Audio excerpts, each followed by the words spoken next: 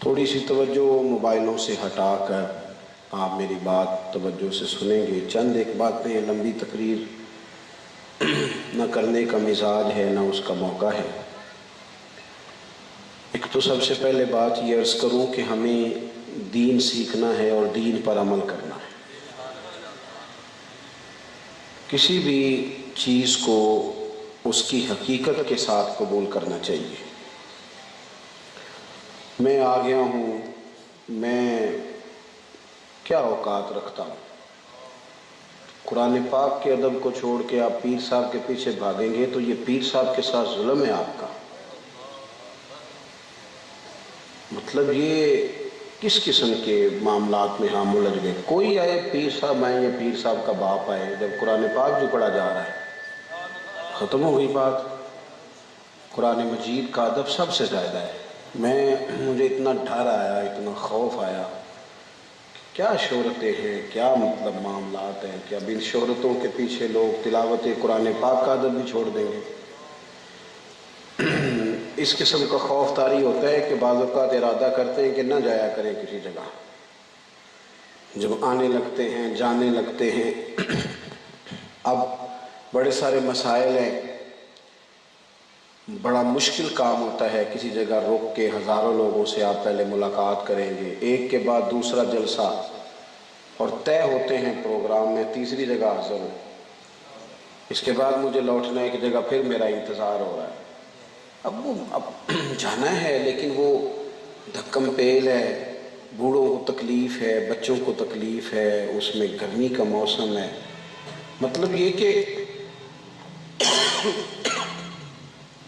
میرے جسم کے ہاتھ لگا کے کچھ بھی نہیں ملے گا آپ کو قطر۔ کوئی بزرگ ہو تو چلو تبرک کا مسئلہ سمجھ میں آتا ہے، خدا را کچھ چیزوں کو آپ سمجھ لیں، مہربانی فرمائیں۔ تلاوت ہو رہی ہو، نعت ہو رہی ہو، تو سب سے زیادہ ضروری ادب تلاوت اور نعت کا ہے۔ اتنے بڑے مولوی صاحب آئے ہیں، آپ حضور کے ذکر میں مصروف ہیں، آپ اس کو سنیں، وہ آئے ہیں تو بیٹھ جائیں گے، ختم ہو گئی بات، کچھ بھی نہیں فرق پڑتا۔ اس لیے جو حقیقتیں ہیں ان کو قبول کرنا شروع کر دیں۔ اور کچھ لوگ شاید ہوتے ہوں گے جن کا نفس انہیں مزہ دیتا ہوگا کہ دیکھا تو آیا نا تو تیرے پیچھے لوگ بھاگ گئے، تو آپ ہمارے پیچھے نہ بھاگیں، ہماری بات کے پیچھے بھاگیں، جو ہم بتاتے ہیں اس پر عمل کریں۔ ساری زندگی سے کہہ رہے ہیں نماز پڑھو، داڑھی رکھو، تو جس نے اتنی سی بھی نہیں مانی وہ 3 دفعہ ہاتھ چوم کے تو پھر وہ ہمارا کیا نفع کرے گا؟ زیادہ سے زیادہ یہ ہے کہ فوٹو ساتھ لے لے گا، تو اس کو بھی کوئی فائدہ نہیں، مجھے بھی کوئی نہیں۔ تو اس لیے حقیقت کا سفر کریں، ان چیزوں سے باہر نکلیں۔ اللہ آپ کو جزائے خیر عطا فرمائے۔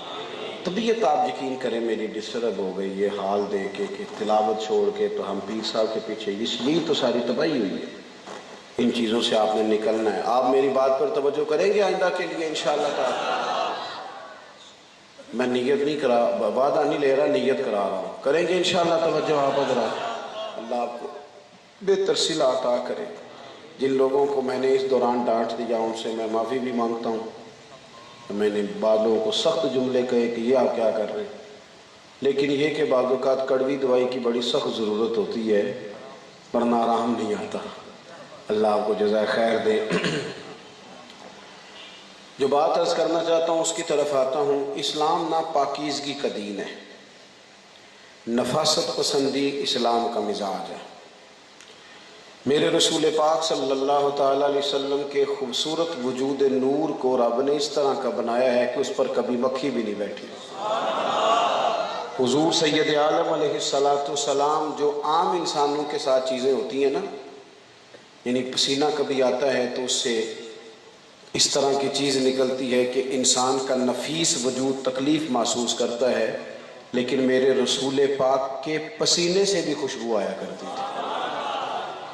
اسلام پاکیزگی کا دین ہے، پاکیزگی کا۔ اور قرآن مجید نے کہا قد افلح من زکاہا، جس نے اپنے نفس کو پاک کر لیا وہ کامیاب ہو گیا۔ حضور صلی اللہ تعالیٰ علیہ وسلم کے منصب نبوت کو جب اللہ نے بیان کیا تو ایک بات یہ بیان کی کہ میرے محبوب کی یہ شان ہے کہ یتلو علیکم آیاتنا ویزکیکم، وہ تم پر ہماری آیتیں پڑھیں گے اور تمہیں پاک فرما دیں گے۔ تمہیں پاک کر دیں گے۔ اسلام نفاست پسندی کا قائل ہے۔ آج کل کچھ لوگوں نے جعلی درویشی بھی اختیار کی ہے، کہتے ہیں بابا درویش ہے۔ وہ درویش مثلا کس طرح کا ہے؟ کہتے ہیں یہ نہ اس نے منہ نہیں دھویا ہفتہ ہو گیا ہے۔ میں نے کہا یہ درویش نہیں، یہ میلا ہے، اس کا منہ دھلاؤ اور اسے بتاؤ کہ اسلام وہ دین ہے جو 5 وقت وضو کرنے کا حکم دیتا ہے۔ تو نفاست پسندی اسلام کا مزاج ہے۔ وضو سے جسم دھلتا ہے اور پھر جب وضو کر کے نماز پڑھتا ہے تو گناہ دھلتے ہیں۔ اور خود نبی پاک صلی اللہ تعالیٰ علیہ وسلم نے اس عبادت کو، نماز کو ذریعہ پاکیزگی قرار دیا ہے۔ آپ اس حدیث پاک کو کبھی تصور میں لائیں جو نبی پاک علیہ السلام نے نماز کے تعلق سے بیان کی۔ کریم فرمانے لگے بتاؤ اگر کسی کے دروازے پر نہر ہو، دروازہ کھولے تو سامنے تالاب ہے، نہر ہے سامنے، اور وہ 5 وقت اس میں غسل کرے، حضور فرماتے ہیں بتاؤ اس کے بدن پر کوئی میل کچیل رہ جائے گی؟ صحابہ نے عرض کی حضور بالکل نہیں رہے گی۔ تو کریم فرمانے لگے پھر جو 5 وقت نماز پڑھے اس کے وجود پر گناہ بھی کوئی نہیں رہتا، الا یہ کہ اس نے حقوق ادا کرنے ہوں اور وہ اسے ادا کرنے پڑیں گے۔ عزیز بھائی، پاکیزگی اسلام کا مزاج ہے۔ نبی پاک صلی اللہ تعالیٰ علیہ وآلہ وسلم نا سر میں کنگھی کرتے تھے، حضور مقدس بالوں کو تیل لگاتے تھے۔ دیکھیں سادگی کا معاملہ اور ہے، اور سادگی میں نفیس ہونا یہ رنگ ہے جسے میرے نبی نے بیان فرمایا ہے۔ کپڑے سادے ہونے چاہیے پر صاف ستھرے، بہترین۔ ہمارے ہاں بعض لوگوں نے نا سادگی کا ترجمہ میل کچیل رکھ لیا ہے، یہ ترجمہ نہیں ہے سادگی کا۔ اسلام تو یہ آپ کو کہتا ہے کہ آپ روٹی کھانے سے پہلے بھی ہاتھوں کو دھوئیں، روٹی کھانے کے بعد بھی ہاتھوں کو دھوئیں۔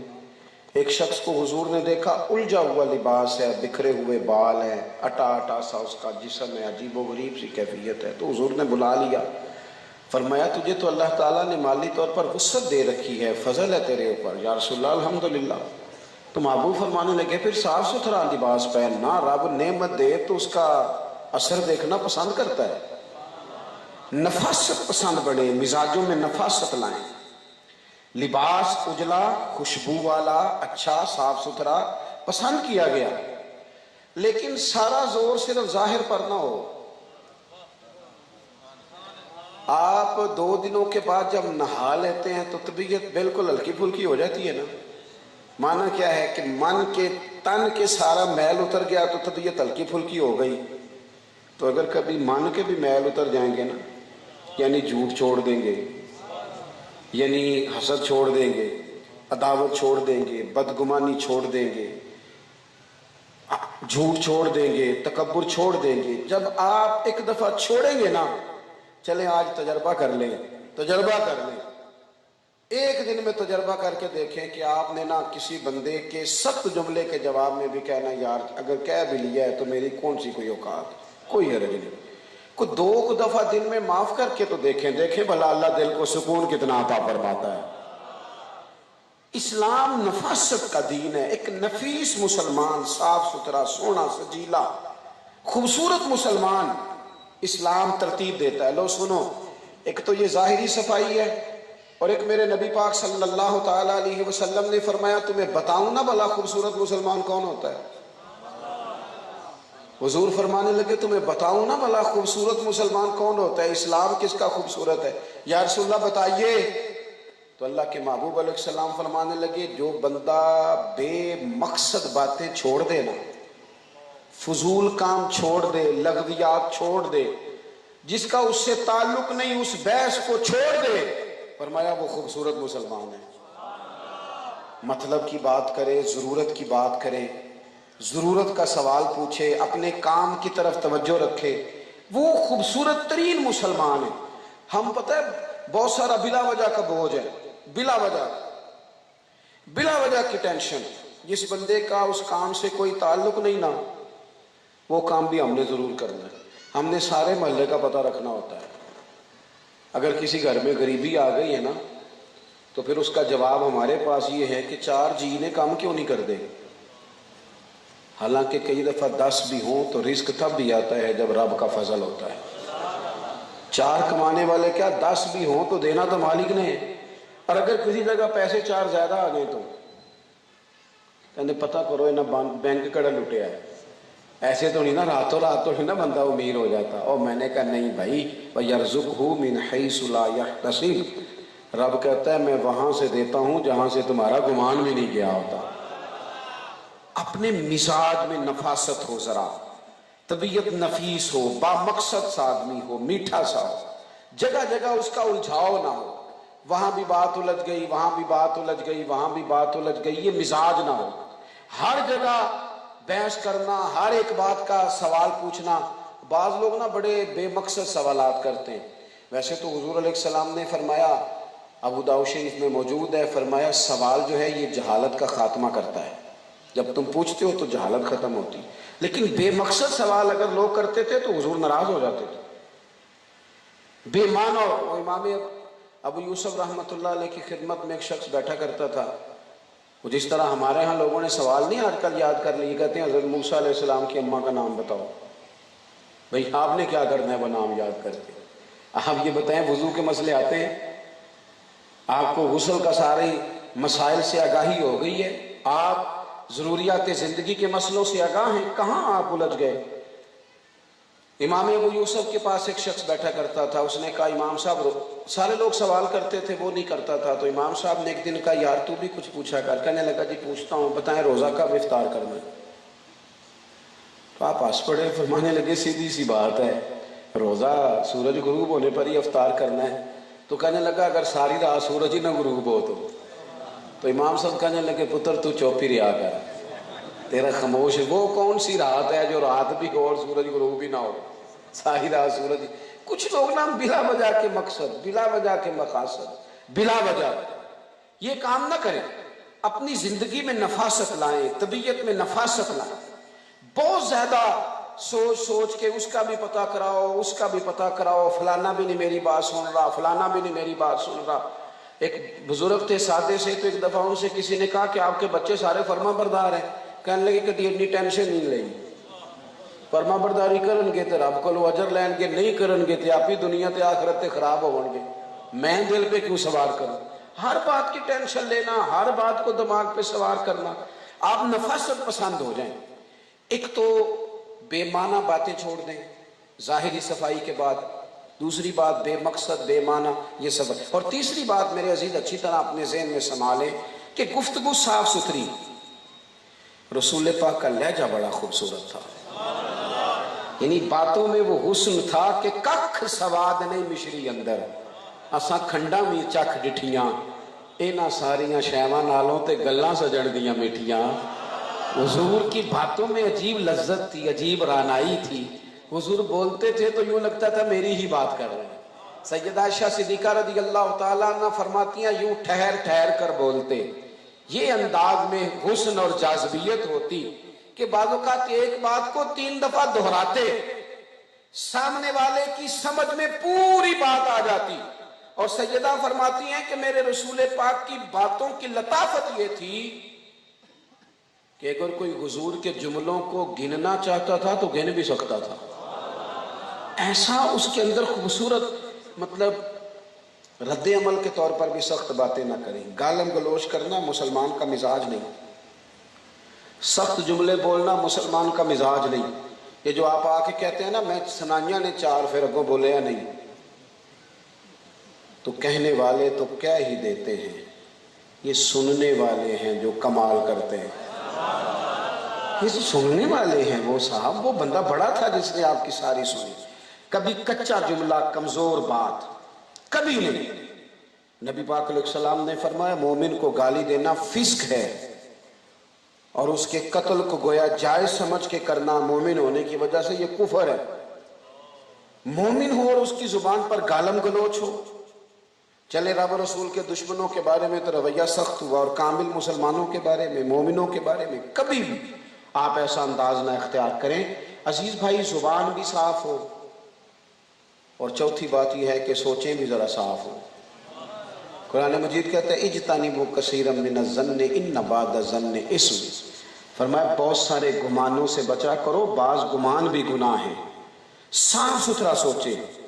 آپ کیوں لوگوں کے بارے میں بدگمانی کرتے ہیں کہ وہ فلانا پتہ نہیں کیا ہو گیا ہے، فلانا بڑا غلط ہو گیا ہے، وہ فلان جگہ میں نے فلانے کو کھڑا دیکھا اسی لیے تو کھڑا ہوگا، فلانا یہی تو کر رہا ہوگا۔ آپ کیوں بدگمانی کرتے ہیں؟ بدگمانیاں بڑا نقصان کرتی ہیں۔ بدگمانیاں اچھے بھلے لوگوں سے ہمیں دور کر دیتی ہیں۔ جہاں سے ہمیں دعا ملنا ہوتی ہے، اچھی صحبت ملنا ہوتی ہے، ہم وہاں سے دور ہو جاتے ہیں، اپنوں سے دور ہو جاتے ہیں۔ بعض لوگ ذہن میں بات ڈال دیتے ہیں وہ تیرے تو سارے اپنے لالچ کی وجہ سے تیرے پیچھے لگے ہوئے۔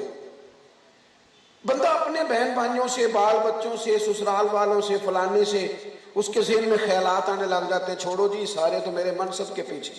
کبھی بدگمانی نہ کریں، بری سوچ نہ پیدا کریں۔ کیا خوبصورت سبق دیا پاک کرنے والے رسول نے، فرمایا تو اچھا سوچتا رہ، رب اس پر بھی تجھے عبادت کا ثواب عطا فرمائے گا۔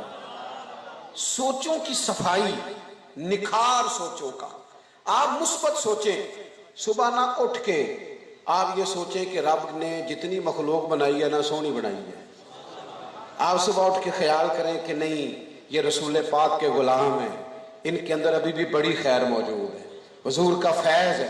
آپ کچھ تھوڑا سا اچھا گمان کر کے تو دیکھیں، ذہن تو بنائیں تھوڑا۔ اگر آپ اچھا گمان کرنے میں کامیاب ہو جائیں گے تو پھر دیکھیں کتنے کتنے اچھے لوگ آپ کو زندگی میں ملیں گے۔ حضرت خواجہ حسن بصری اپنی بات کرتے ہیں، فرماتے میں نا ایک دفعہ دریا کنارے گیا تو وہاں میں نے ایک شخص کو دیکھا کہ ایک خاتون کی اس نے گود میں سر رکھا ہے اور قریب ایک بوتل بھی پڑی ہے۔ میں نے بدگمانی میں کہہ دیا کتنے برے لوگ ہیں، دیکھو کیسے بیٹھے ہوئے ہیں، اور شراب کی بوتل بھی ہے معاذ اللہ۔ ذرا کوئی لڑکا لڑکی کبھی موٹر سائیکل سے گزرے تو فوراً لوگ برا خیال نہیں بنا لیتے، حالانکہ وہ بہن بھائی بھی تو ہو سکتے ہیں۔ کوئی ضروری ہے کہ ہر وقت منفی سوچوں کو ہی آپ لائیں، ہر وقت کو برا گمان ہی کریں، ہر شخص کے بارے میں رویہ تلخ ہی ہو۔ اب تو آپ یقین کریں کہ ایسے جیسے ہمارا کسی پر اعتبار ہی نہیں رہا، ہر آدمی اپنے سائے کا بھی دشمن ہو گیا ہے۔ اتنی ہم نے سوسائٹی کے اندر ماحول سخت کر دیا ہے کہ اپنوں کا پیار بھی جاتا رہا۔ اپنوں یعنی بچے یہاں تک بولنے لگ گئے ہیں کہ او جی ابا جی بھی کماؤ پتر دے نال ہی نے، وہ پیسے جو کماندا ہے۔ آپ کا والد کے بارے میں بھی یہی نظریہ بن گیا۔ جب سوچیں اتنی بری ہو جائے گی، اور رب نے بڑی سونی مخلوق بنائی ہے، لَقَدْ خَلَقْنَا الْإِنسَانَ فِي أَحْسَنِ تَقْوِيمٍ۔ میں کسی شخص سے بیزار نہیں ہو سکتا، ایک ذرہ بھی تو بیکار نہیں ہو سکتا۔ اتنی جلدی آپ تھوڑا سا۔ حضرت حسن بصری کہتے میں فوراً کہنے لگا دیکھو نا یار یہ آدمی کس طرح بیٹھا ہے اور اس نے یہ شراب بھی رکھی ہے۔ کہتے ہیں تھوڑی ہی دیر گزری تھی کہ ایک کشتی آ رہی تھی دریا میں سے، اس نے ہچکولے کھائے، کشتی جو تھی وہ الٹ گئی، اس میں 4 لوگ تھے یا 5 لوگ تھے، وہ سارے دریا کے اندر آوازیں دینے لگے۔ کہتے ہیں وہ شخص اسی وقت اٹھا، چھلانگ لگائی، ایک کو بچایا، چھلانگ لگائی، پھر 2 کو لے آیا، پھر چھلانگ لگائی، تو آخری بندے کو جب جانے کے لیے کہنے لگا تو مجھے کہنے لگا جناب میرے بارے میں تو آپ کا خیال ہے نا میں برا آدمی ہوں، تو چلو یہ آخری بندہ آپ نکالنا ہے۔ تو میں تو برا ہی صحیح، میں تے سے ثبوت نہ منگو میں تو نظر کرم قد ہوئی، اے میں جانا یا دل بر جانے غیر نہ جانے کوئی۔ سے ثبوت نہ منگو میں تو پلا نظر کرم قد ہوئی، اے میں جانا یا میرا دل بر جانے اے غیر نہ جانے کوئی۔ میں مسکین پرانا خادم کسے در ملی نہ ٹوئی، اے تے واصف یار نے نظر جو کیتی تے واصف ہی ہوئی۔ اور میں تو چلو گناہگار ہوں آپ کی نظر میں، تو مہربانی کریں نا آپ آخری بندہ نکال لائیں۔ تو خواجہ حسن بصری خود بیان کرتے ہیں، دیکھیں ان لوگوں کی دیانتداری، فرماتے ہیں میں نے اسے کہا یار تو نہیں بچانا ہے، مجھے تو تیرنا ہی نہیں آتا۔ تو چلے کوئی حرج نہیں، مولوی صاحب بھی بڑے ہیں، پر یہ مائک والا مائک نہ چلائے تو گزارا پھر بھی نہیں ہوتا۔ چلے ٹھیک ہے، مانتے تو نہیں کسی کو سیٹھ صاحب، لیکن اگر ان کا ڈرائیور گاڑی نہ چلائے تو منزل تک نہیں پہنچتے۔ ہم کسی کو قبول کرنے کو تیار تو نہیں ہوتے، لیکن معاشرہ انسانوں سے مل کے ہی بنتا ہے۔ ہر ایک کی ضرورت کو محسوس کرنے سے ہی انسان آگے بڑھتا ہے۔ سوچیں جب صاف ہو جائیں تو رب کی مخلوق سے پیار ہو جائے گا میرے عزیز، بڑے لوگ اچھے لگنے لگ جائیں گے، آپ کو محسوس ہوگا کہ رب کی مخلوق میں اللہ نے بڑی محبت رکھی ہے۔ خواجہ حسن بصری کہتے ہیں میں نے کہا مجھے نہیں تیرنا آتا، اس نے پھر چھلانگ لگائی، آخری بندہ بھی نکال کے لایا اور مجھے کہنے لگا حضرت صاحب آپ نے جلدی کی سوچنے میں، یہ کوئی بی بی غیر نہیں میری ماں ہے، اور یہ بوتل میں شراب نہیں سرکہ ہے، ہم ماں بیٹے روز صبح یہاں آتے ہیں، ڈیوٹی کرتے ہیں۔ کیا کرتے ہیں؟ کہتے ہیں سارے مسافر وہ نہیں جن کے گھر دریا کے قریب ہوتے ہیں، وہ ہم نے گھوڑے اور اونٹ باندھ رکھے ہیں، جو مسافر دور کے آئیں پہلے میری ماں سرکے سے انہیں روٹی کھلاتی ہے، پھر ہم اس طرح کرتے ہیں کہ ان لوگوں کو بٹھا کے نا اونٹوں اور گھوڑوں پر تو گھر چھوڑ کے آتے ہیں، ہم تو رب کے بندوں سے اس لیے پیار کرتے ہیں کہ اس کی مخلوق سے محبت کریں گے، وہ ہمارے ساتھ محبت کا رشتہ رکھے گا۔ او یار کچھ تو مجبوریاں رہی ہوں گی، یوں ہی کوئی بے وفا نہیں ہوتا۔ آپ تھوڑا سا لوگوں کے بارے میں اچھا گمان کریں، تھوڑا سا تو پیار کر کے دیکھیں، تھوڑی سی۔ ایک میرے بڑے پیارے دوست ہیں محبت والے، 21 سال ایک مسجد میں انہوں نے خدمت کی ہے۔ 2-4 دن پہلے مجھے فون کر کے کہنے لگے تھک گیا ہوں سوالوں کے جواب دے دے، مکان کرائے کا، حالات برے، اور تانے جو کمیٹی کے مسجد کے وہ الگ سے ہیں، اب جگہ چینج نہ کر لوں۔ میں کہ مینوں صدر دا نمبر تے دے ذرا، کیا مثلاً چھوٹی چھوٹی باتیں، مولوی صاحب میرے کہنے پر جلدی نہیں آئے، میں نے کہا تھا نماز کا ٹائم، آپ اتنی باتوں سے رشتے توڑ دیں گے، اتنی چیزوں سے، ذرا سی بات۔ جی وہ میرے ملازم نے پتہ کیا کیا ہے، اس نے 6 پیالیاں توڑ دی ہیں، تو اگر آپ کے اپنے بچے سے سارا ہی سیٹ ٹوٹ جاتا تو آپ کیا کرتے؟ اسے گھر سے نکالتے۔ ملازم کو اس لیے نکال دیا کہ وہ غریب تھا۔ اتنی باتوں پہ آپ آؤ نا میرے رسول پاک کی طرف بڑھو نا، آؤ نا کریم کا انداز دیکھو نا، آؤ نا اس حبیب نے ہمیں کیا دیا ہے غور تو کرو نا۔ حضرت انس بن مالک کہتے ہیں 1 دن نہیں 2 دن نہیں 10 سال میں نے غلامی کی ہے رسول پاک کی، 10 سال میں خادم بن کے گیا تھا حضور کے گھر میں، جب بھی بلاتے تھے یا بنیا، او میرے بیٹے، مجھے حضور بیٹا کہہ کے بلاتے تھے۔ فرماتے 10 سال ڈیوٹی کی، بڑی غلطیاں ہوئیں، بڑی کمزوریاں واقع ہو جاتی ہیں گھروں میں، بڑا کچھ ہو جاتا ہے، لیکن فرماتے ہیں حضور نے کبھی اوف بھی نہیں کہا، اوف بھی نہیں کہا۔ خدا را کچھ تھوڑا سا محبت کا لہجہ بنائیں، کچھ اچھا گمان کریں، ذہن کو تھوڑا سا صاف کریں، اور نہیں کچھ بھی ایسا نہ اتنا لڑیں بیوی کے ساتھ۔ سمجھ لیں کہ وہ خاتون ہے، اس کی عقل بیچاری کی کمزور ہے، جو باتیں آپ کی سمجھ میں آتی ہیں اس کی سمجھ میں نہیں آئیں، آپ جبرن سمجھانا چاہتے ہیں۔ میں گھر میں کھانا کھا رہا تھا تو گھر والے کہنے لگے کہ مدرسے کا ایک بچہ بڑی تیزی سے رو رہا ہے، آپ پہلے اس کی بات سن لیں۔ تو میں اٹھا، لیکن میرے دل میں خیال تھا کسی استاد نے تھپڑ مار دیا تو شکایت لے کر، بچہ پھوٹ کے رو رہا ہے۔ میں نے پتر کیا ہوا، خیریت ہے؟ تو وہ تڑپا، اس کے ناک سے رطوبت نکلے، منہ سے پانی نکلے، حال برا، آنسو بہتے جائیں حضرت صاحب، اور اس کا وجود ٹھنڈا ہوا۔ میں نے کہا خدایا یہ ماجرا کیا ہے؟ تھپکی دی، پیار کیا۔ میں نے کہا پتر کیا ہوا؟ کہنے لگا پیر صاحب کا میری امی دے ابو پھر لڑ دینے پہ فون آیا ہے، میرے ابو اماں نو مار دینے، اسی سارے بہن بھائی ڈر کے نہ تے منجیاں تھلے بڑھ جانے ہیں، کوئی دعا کرو میرے ابو لڑنا چھڑ دیں، بڑا ڈر ہوتا۔ اب میں اتنے مدرسے پتہ نہیں انکار کی ہونا۔ میں اس بچے کی بات سن کے سوچنے لگا پتہ نہیں کس گھر میں ایسا ہوتا ہوگا، ان بچوں کی غلطی کیا ہے؟ ماں باپ اپنی جنگ میں بچے ہارنے لگے، اپنی بیوی سے جیتتے ہوئے تو اولاد کو ہارنے چلا ہے، تو بیوی شوہر کو جیتنے کے لیے اولاد کو تڑپا رہی ہے، چھوٹی سی بات نہیں سہ سکے، اور ماں چھوٹے بچے بیچارے کونوں میں چھپتے پھرتے ہیں۔ یہ ہم رویہ رکھ رہے ہیں؟ خدا را کچھ نکلے اپنے آپ سے، کچھ تھوڑا سا سہنا تو سیکھے، تھوڑا سا برداشت کرنا تو سیکھے، کوئی بات درگزر بھی کرے، چلیں کسی کی خاطر ہی صحیح، غلط تو نہیں کہہ رہا، ہوتا ہے ایسے، چھوڑیں تھوڑی سی لڑائی، اپنا ذہن تھوڑا سا اس کے بارے میں نرم کریں، کہیں بیچاری شعور ہی اتنا رکھتی ہے، کوئی عرض نہیں۔ بچوں کو بھی تو بندہ ٹریٹ کرتا ہی ہے نا۔ اور پانچویں اور آخری بات جو آپ کی خدمت میں عرض کرنی ہے، دل بڑا کر لیں، کشادہ کر لیں۔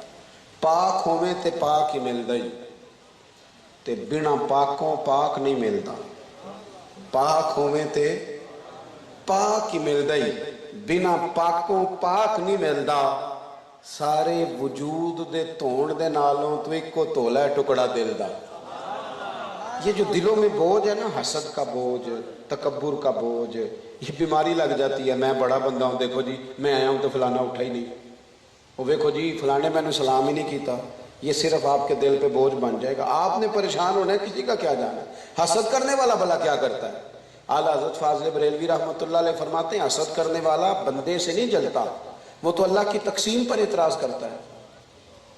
اس کا تو ڈائریکٹ اعتراض ادھر ہے کہ اسے دے دیا، مجھے دینا چاہیے تھا معاذ اللہ۔ یہ جلنا، حسد کرنا، دل کو تنگ کر لینا، کیا خوبصورت انداز ہے میرے سلطان باہو کا۔ حضرت سلطان باہو فرمانے لگے، دل کالے نالو منہ کالا چنگا۔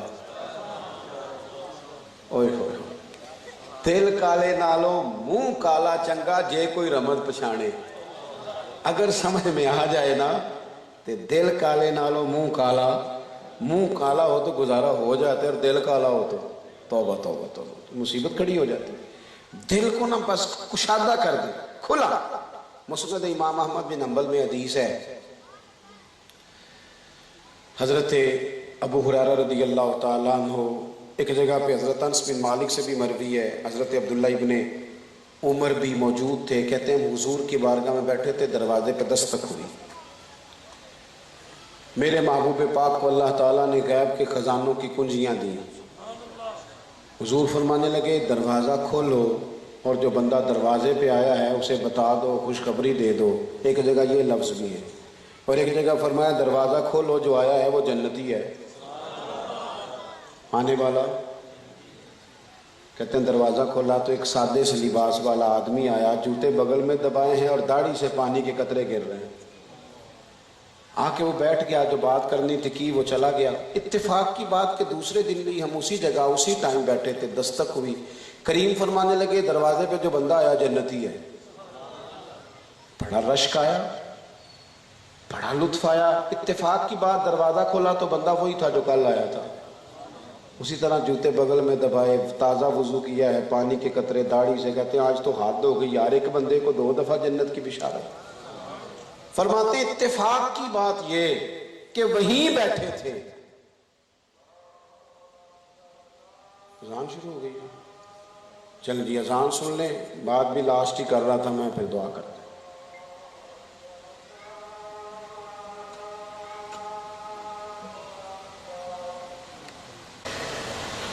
فرماتے ہیں وہ اتفاق ایسا ہوا کہ تیسرے دن بھی اسی طرح ہم بیٹھے تھے۔ اتفاق کی بات یہ کہ اسی طرح دستک ہوئی تو کریم فرمانے لگے، جو دروازے پہ آیا جنتی ہے۔ آپ کو لطف نہیں آ رہا؟ حضور جسے جنتی کہے، محبوب تو اشارتاً کہہ دیں، اور جسے نبی پاک نے 3 دفعہ کہا۔ حضرت عبداللہ ابن عمر کہتے ہیں جب دروازہ کھولا تو وہی شخص تھے جو پہلے 2 دن آئے تھے۔ بیٹھ گئے، بات کی، چلے گئے۔ آج میں نے اس طرح کیا کہ میں بھی اٹھا، اجازت لے کے ان کے پیچھے ہو گیا، سلام لے کے میں نے ان سے کہا کہ آپ مجھے اپنا مہمان نہیں بنا لیتے؟ انہوں نے کہا میں غریب آدمی ہوں، جو روکھا سوکھا کھاؤں کا پیش کر دوں گا۔ کہتے ہیں میں 3 دن اور 3 راتیں ان کا مہمان رہا، میں دیکھنا چاہتا تھا وہ کون سا عمل کرتے ہیں کہ حضور نے انہیں 3 دفعہ جنتی کہا، 3 دفعہ جنتی کہا۔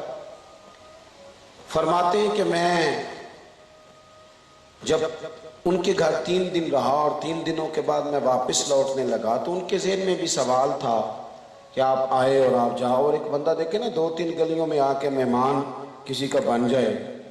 فرماتے ہیں کہ وہ جانے لگے، ان کے ذہن میں بھی سوال تھا کہ میں جا رہا ہوں، بتایا نہیں میں کس لیے آیا ہوں۔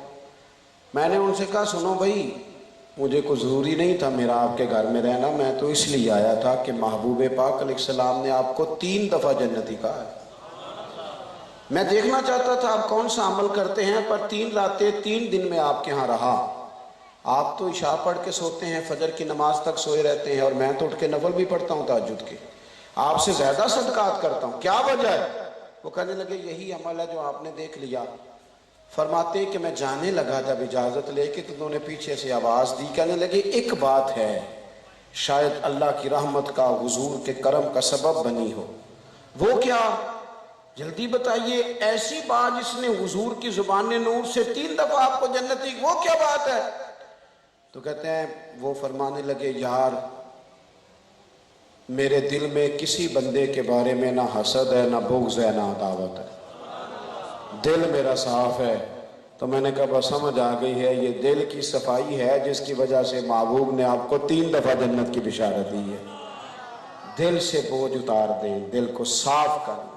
تو اسلام طہارت کا مذہب ہے، جسم، لباس، کپڑے بھی صاف، زبان بھی صاف، سوچیں بھی صاف، لغویات سے بچیں گے، دل بھی صاف، تو انشاءاللہ تعالیٰ کرم ہی کرم ہو جائے گا۔